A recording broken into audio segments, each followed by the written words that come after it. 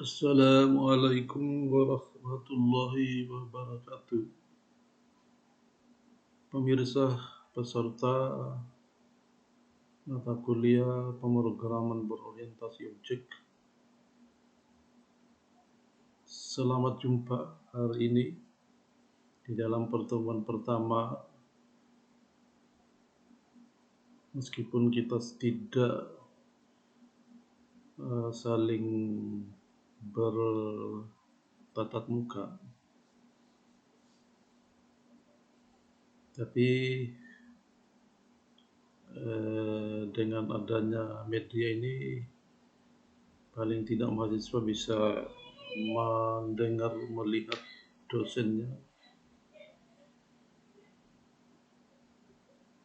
Di dalam pertemuan pertama kita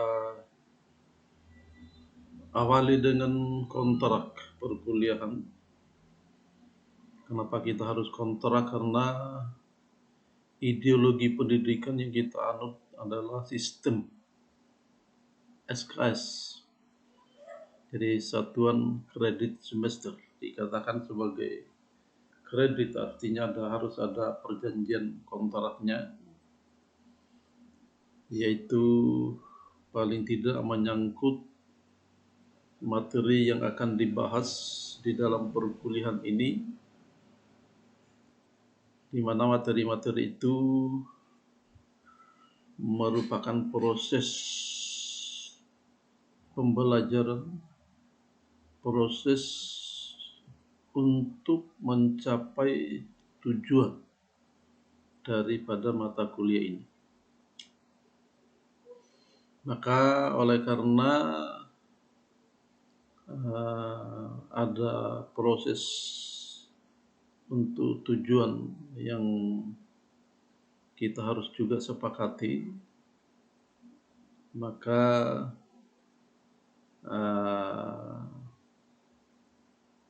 bagian ini akan diakhiri dengan bagaimana cara evaluasi.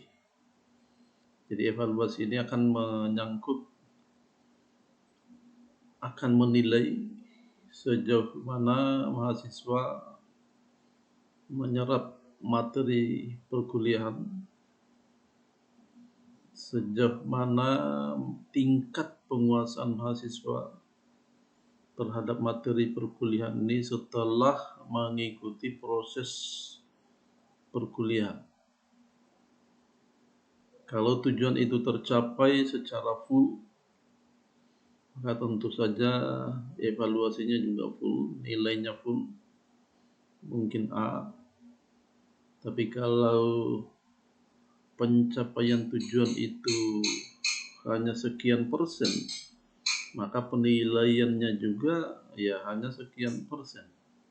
Maka muncullah nilai-nilai misalnya E, D, C, B, dan A. Ya, masing-masing nilai juga bisa diurai menjadi B plus, B atau B minus misalnya. Nah, itu akan bergantung kepada sejauh mana tujuan itu dicapai. Oleh karena itu, maka yang pertama kita harus tentukan adalah tujuannya. Ya. Maka saya akan menyebutkan tujuan daripada mata kuliah ini. Tentu saja tujuan ini bisa tujuan yang sulit dicapai. Artinya angan-angannya tinggi. Bisa juga tujuan itu kita formulasikan dengan tingkat kesulitan yang tidak terlalu rumit, tidak terlalu berat. Ya, jadi levelnya diturunkan menjadi tujuan yang agak mudah. Ya, agak sulit tapi juga agak mudah untuk dicapai. Ya, tentu ini akan berhubungan dengan tadi penilaian. Bisa juga kita turunkan level tujuan itu. menjadi sangat mudah untuk dicapai.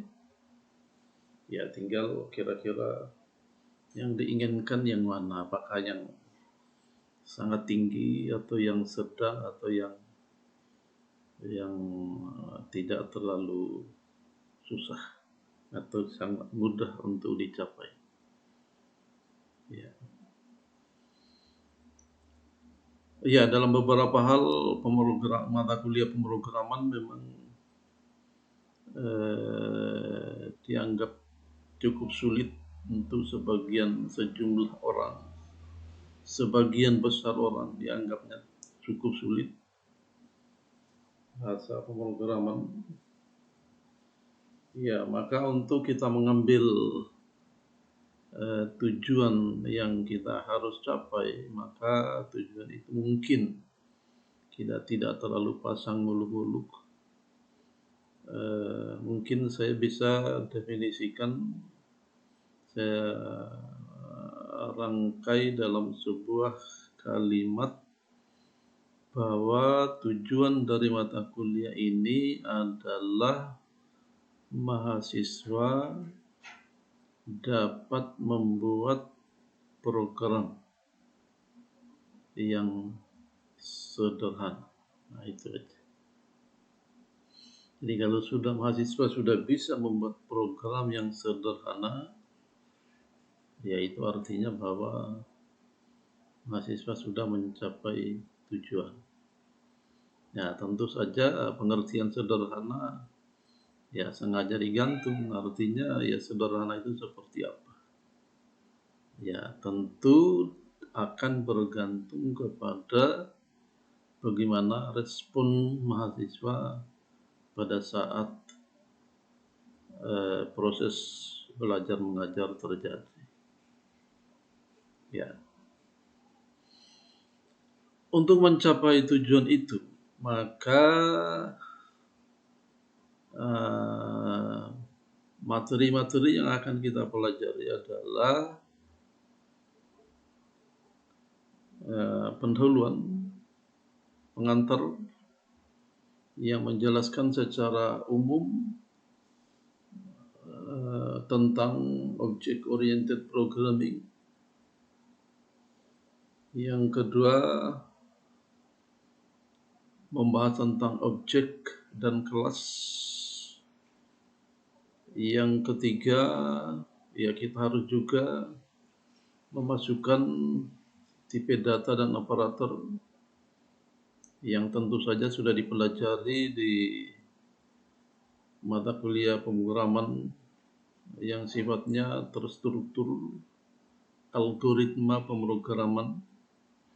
Ya, kita harus juga melihat tipe data di dalam object oriented programming itu seperti apa. Samakah atau tidak sama. Kemudian kita lanjutkan dengan beberapa karakteristik daripada object oriented dan apa-apa yang mungkin kita tidak temukan di dalam structure programming. Yaitu pertama adalah konstruktor. Konstruktor itu materi yang berikutnya. Kemudian inheritance. Lalu kita lanjutkan dengan polymorphism.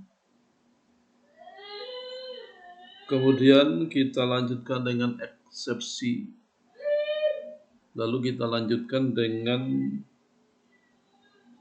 abstraction. Kemudian kita lanjutkan dengan interface. Terutama di sini interface grafis, graphical user interface. Jadi komunikasi user dengan komputer dibangun di bawah interface yang bentuknya grafis, disebut sebagai graphical user interface. Kemudian kita lanjutkan dengan abstract Windows Toolkit.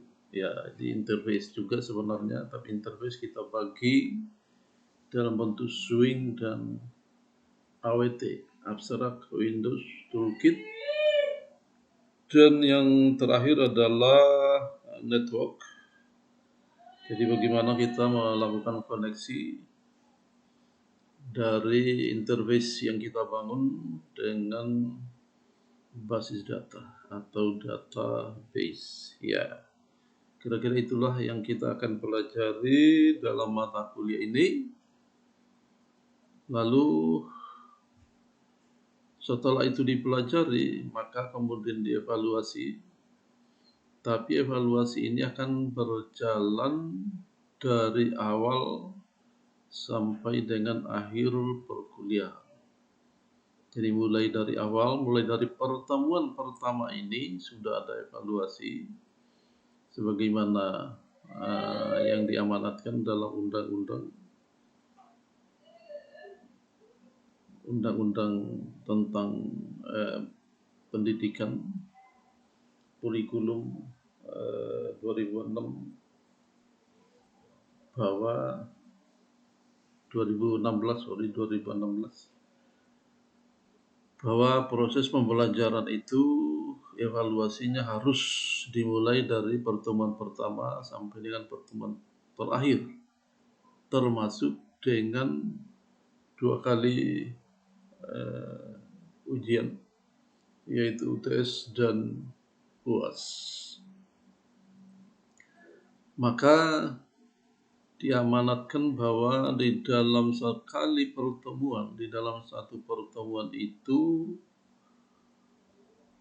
rentang nilainya itu ada antara 0 sampai dengan 5. Artinya bahwa nilai minimum 0, nilai maksimum 5, sehingga untuk 14 kali tatap muka pertemuan, maka diakumulasi nilai maksimum itu menjadi 70. Itu nilai murni, nilai akumulasi, evaluasi murni setiap kali pertemuan, sehingga evaluasi yang lain itu tinggal 30%.